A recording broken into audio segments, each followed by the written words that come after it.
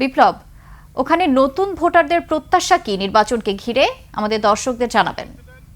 কুড়িগ্রামের 4টি আসনের প্রায় 27 জন প্রার্থী তাদের দিন রাত প্রচার চালিয়ে যাচ্ছেন।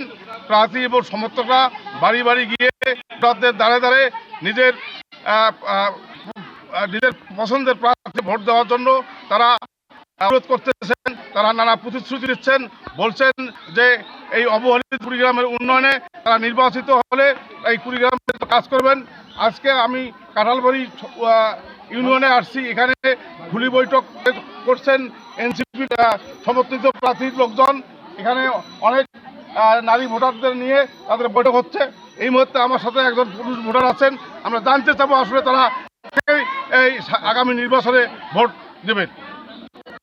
আমরা কুড়িগ্রাম 2 আসনে আমাদের প্রার্থী মোহাম্মদ আতিক মুজাহিদ ভাইকে আমরা এখানে জয়যুক্ত করতে চাই এবং সে একজন সৎ মানুষ, তরুণের প্রতীক এবং জুলের যোদ্ধা এবং বাংলাদেশ পুনর্নির্মাণে সে যথেষ্ট ভূমিকা থাকবে এবং আমাদের কুড়িগ্রামের উন্নয়নে সে যথেষ্ট সমার্থক করবে এই আশা।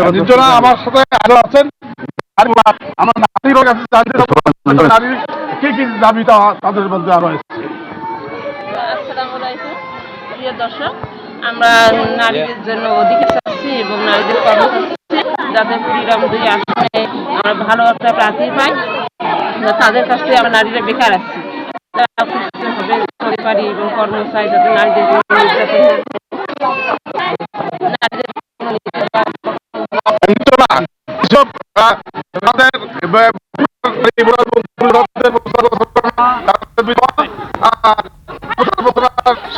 বিপ্লব, ধন্যবাদ আপনাকে।